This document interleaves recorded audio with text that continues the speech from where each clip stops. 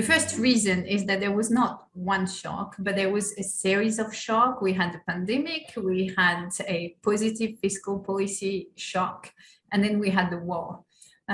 First, I think when it comes to pandemic and fiscal policy, as you know, this was an absolutely extraordinary time, and governments reacted very quickly, like central banks, and in countries where there is a tradition of automatic stabilizers and of reaching out to people with job retention scheme, for example, I think the fiscal policy was quite well calibrated to what was needed.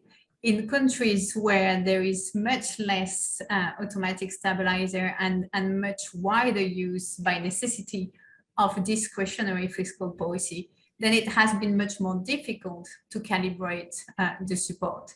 So that obviously we can only say with the benefit of hindsight, but when you compare the US with Europe, for example, you see that in 2021, income in the US on aggregate was higher than what a trend from 2019 would have suggested. And that was different in Europe, where it was just back to where it was in 2019. And therefore, the demand for goods in the US was much higher than what it was, for example, in Europe. So we had a strong pressure from demand, whereas it took more time to reopen the economy on the supply side, also because of the difficulties that we know in China, leading to bottleneck in the supply chain. So there was huge demand, much less supply capacity readily available, and huge demand for goods, much more than before. So you have this imbalance between demand and supply, and that creates inflation. It also put pressure on energy prices. So that's one thing. And then came the war. And obviously the war is taking place geographically in Europe. But as you very well know, oil and food prices are global. And this war is putting pressure on energy price, on oil prices globally, and also on food prices. And that is adding another layer to the already rising inflation. So that is very much an exogenous shock, which is difficult to address for central bank.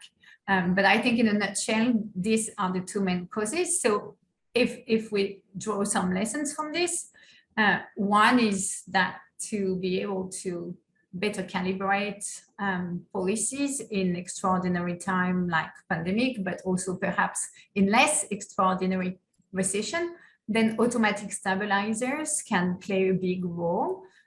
So that's the first thing. And on the second one, and we might want to discuss that later, is the huge dependency that the world has on fossil fuel, obviously makes it very vulnerable to oil prices rise and oil price volatility.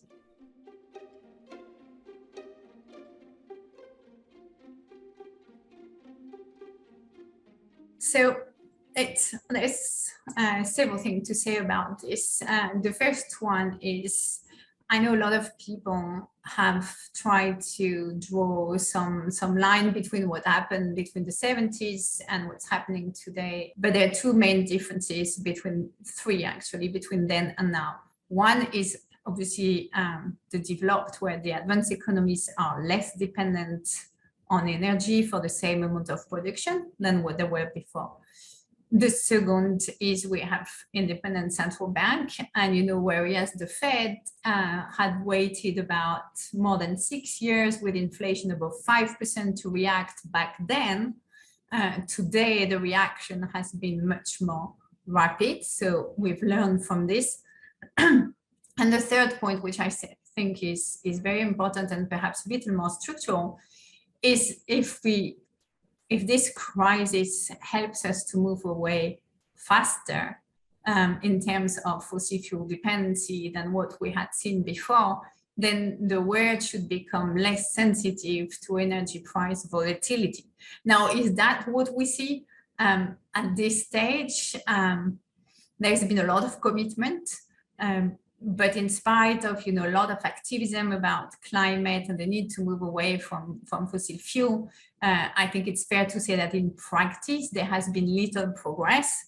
And if we don't increase massively investment in cleaner energy or in low emission energy, we run the risk of being subject to geopolitical movement and other exogenous shocks that will put pressure and on energy prices and will make them more volatile.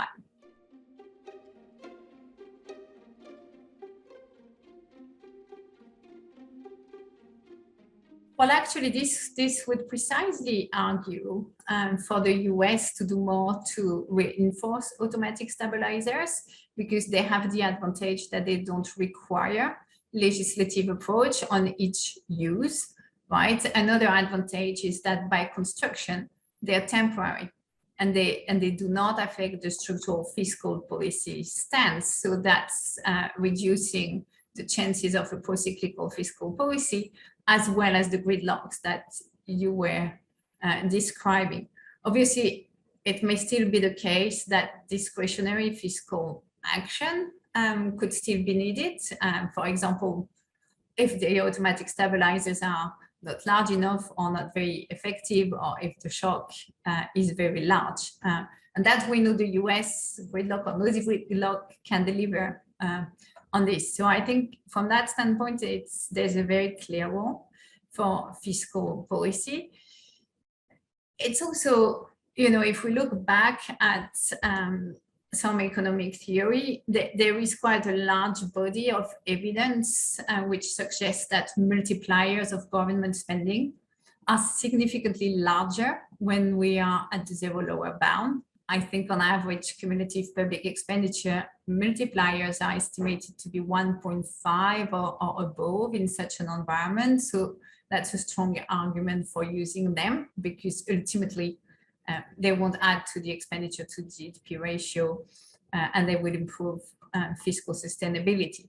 So for all these reasons, and perhaps just the last one, which is, there's been much talk about saving gluts as one reason for having low neutral rate.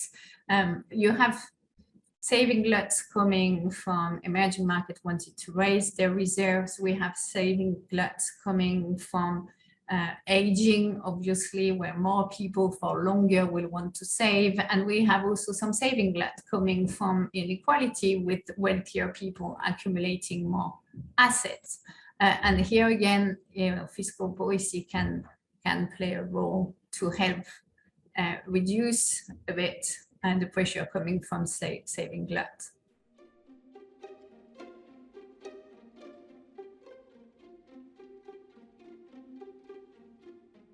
There are two differences between monetary and fiscal policy, which I think is key to understand and to answer your question. Central bankers are not democratically elected, unlike fiscal policymakers. And therefore, the allocative role is usually of policy. The allocative role of policy is usually more within the remit of fiscal policy than monetary policy. Now, having said that, we would be blind to ignore that monetary policy can also have an allocative consequence, if not direct role. And for example, by lowering interest rates, and if assets, or by doing QE, if assets prices are increasing, obviously it's increasing the wealth of people who already have savings. But conversely, the best monetary policy is also raising not only GDP growth, but employment, which is the best way of tackling inequality. So what I'm trying to say here is I don't think it should be a direct focus of monetary policy, because central bankers are not elected, they're independent, and they have a mandate, which is inflation, unemployment in the US, inflation primarily in Europe. But they do have some unintended consequences to which they can pay attention, including when we were discussing running the economy hard to increase employment level. On the climate side, I think where the role of the central bank primarily is ensuring that there is no, or as little as possible, risk of financial instability coming from a stranded asset because of climate policy decision. And that is why we are arguing for giving the private sector, together with public sector agencies, long-term view when it comes to climate, so that the investment decision can be made in a smooth and regular way. So you want to tell people basically in a concrete way, you want to tell them you have 10, 20 or 30 years to actually switch energy, whether it's for transport, heating or others, so that there can be a orderly shift in the private sector's investment and in the way the private sector functions. And in that respect, yes, I think central banks have a role to play.